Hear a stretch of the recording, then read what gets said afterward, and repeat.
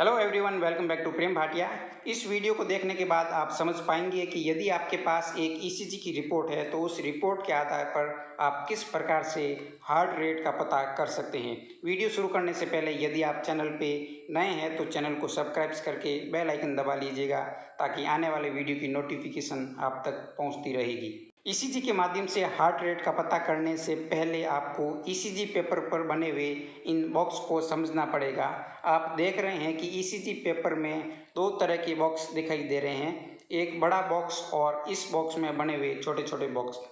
यदि ईसीजी की paper speed 25 प्रति सेकंड है तो 1 मिनट में 300 बड़े स्क्वायर को ईसीजी मशीन ट्रेस करती है। जब हम हार्ट रेट को मापने की बात करते हैं तो हमारा मतलब वेंट्रिकुलर रेट से होता है, जो कि मरीज के पल्स रेट के समान ही होती है। वेंट्रिकल के डीपोलराइजेशन से ECG machine QRS complex produce करती है, इसलिए हार्ट रेट का पता करने के लिए QRS कॉम्प्लेक्स की आवश्यकता होती है। एक रिपोर्ट से हार्ट रेट निकालने के लिए आपको लीड 2 पर ध्यान केंद्रित करना पड़ेगा, जिसे रिदम स्ट्रिप कहा जाता है। इसमें दो QRS कॉम्प्लेक्स के बीच में जितने बड़े स्क्वायर या बॉक्स है उसको 300 से भाग देकर हार्ट रेट निकाली जा सकती है।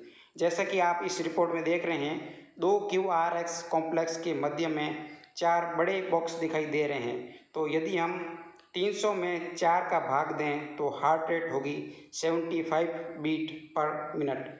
यदि QRS कॉम्प्लेक्स में बड़े बॉक्स की संख्या एडजस्ट नहीं हो रही है तो छोटे बॉक्स के द्वारा भी हम हार्ट रेट को पता कर सकते हैं। एक बड़े बॉक्स में 5 छोटे बॉक्स की रो होती है, तो इस प्रकार से 300 बड़े बॉक्स में 1500 छोटे बॉक्स होते हैं।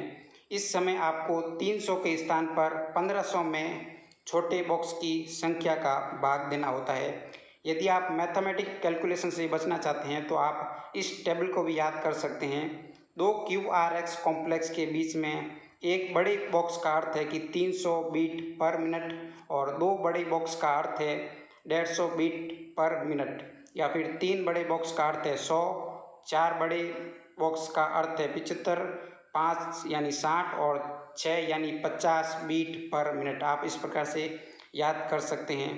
जैसा कि आप इस रिपोर्ट में देख रहे हैं, इसमें दो QRS कॉम्प्लेक्स के मध्य में 3 बड़े बॉक्स दिखाई दे रहे हैं, अर्थात हम कह सकते हैं कि मरीज की heart rate 100 beat per minute है। इस तरीके से हार्ट रेट तभी निकाली जा सकती है जब व्यक्ति की हार्ट की रिदम रेगुलर हो। यदि व्यक्ति की रिदम इरेगुलर हो तब हमें दूसरे तरीके से हार्ट रेट का पता कर सकते हैं। इसके लिए आपको 30 बड़े स्क्वायर में QRS कॉम्प्लेक्स की संख्या को गिनना होगा।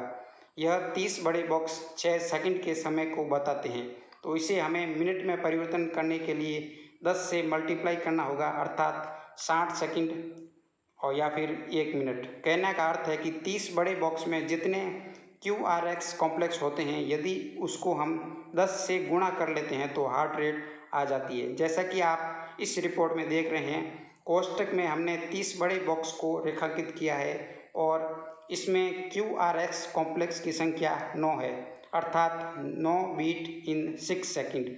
तो यदि हम 9 को 10 से मल्टीप्लाई करें तो हमारा हार्ट रेट होगा 19 बीट पर मिनट। एक सामान्य व्यक्ति की हार्ट बीट 60 से 100 के बीच होनी चाहिए।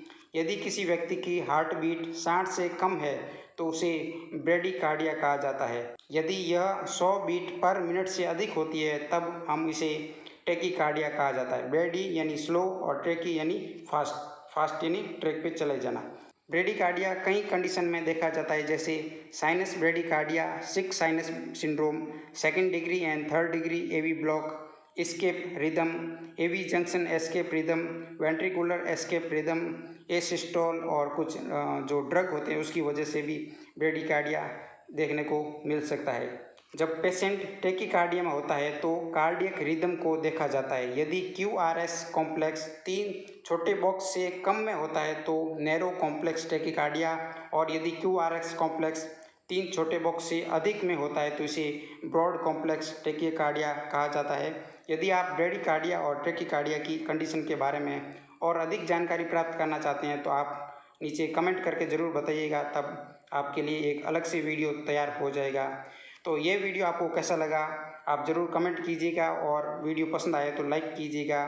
तो चलिए मिलते हैं एक और फ्यूचर वीडियो में, तब तक के लिए bye bye. Thank you very much.